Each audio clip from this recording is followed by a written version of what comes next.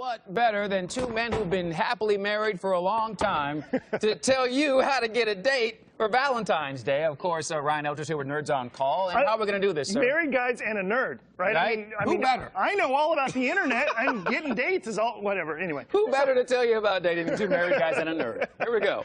So we talk about Tinder. Tinder's kind of like the modern dating. So Marianne found her husband on Match.com. I don't know if a lot of viewers know I do remember that, yeah. But Tinder's kind of like the new thing, right? And it's owned by Match.com. And it's really more about, originally it was more about just kind of like the casual hookup. Like, I'm just looking for a single date, and, you know, whatever, let's see what happens. But now it's got 50 million users, and 85% of those users are between 18 and 34, so it still skews a little younger. Yes, sir. But not so bad, even if you're, you know, in the older range here. You got some company. Yeah. Right. The beautiful thing about Tinder is it uses GPS coordinates, so it only sets you up with people that are close by. And you can set up your account to decide how far away you want those people to be.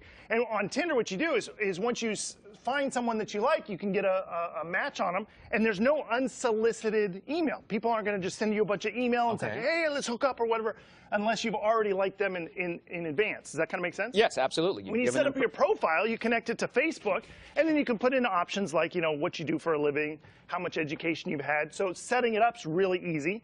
And like I said, you can decide what you're looking for, exactly how far you're willing to travel, and that kind of thing. And the nice thing is it's so easy to use. You swipe right if you like them.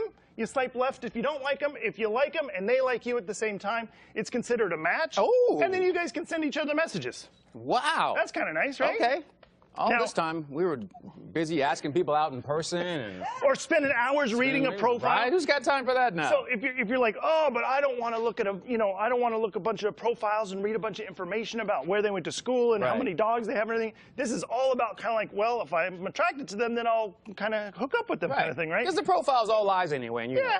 So the other thing you can do is when you do it, you can also see what other connections they have. So you can say, oh, look, they know Joe from blah, blah, blah. And you can kind of go, okay, I know that person a little bit. But here's the thing, is it's still kind of a hookup app. It's not really like let's have a long-term relationship kind of thing. That's a little more eHarmony style. Men rarely start conversations, so they get matched, but then the men don't really like say anything. Of course. And so then the woman kind of has to do the one that is, and it can take a lot of time if you're responding to every message, if you're trying to be polite and somebody messages you. Right. But Iowa State University, they did a study and they found some cool ways that you can make your Tinder profile more attractive to the look at that. That's a good, if you just put that picture up, yeah, you're good to go. What they found is that you want to use natural pictures in your profile. If there are a bunch of posed pictures, you know, showing off your abs or whatever, you're not going to get a lot of response. You want a natural-looking photo. The more perfect you look, the less attractive you are on Tinder, because they think you're untrustworthy. Also, when you do it, you want to make sure you fill out your profile, kind of say something witty about yourself. All right. And then, of course, you want to set up your Instagram. Connect it to your Instagram, so that way they can kind of see what you're like in real life rather than just like your cultured life or whatever. And then when you finally send a message, make it something witty, something exciting. It's kind of funny. You used a bunch of emojis to connect to somebody. Right. Don't use a smarmy pickup line. That's never going to work. No. And last but not least, they're setting up a new thing called the Boost, where you can take your profile and temporarily boost it on Tinder. Yeah, and it'll get 10 times more views. That's in UK and Australia right now, but it'll be out in the US later this year. And look at us. We wasted all this time talking to women in person, face-to-face, going out on dates.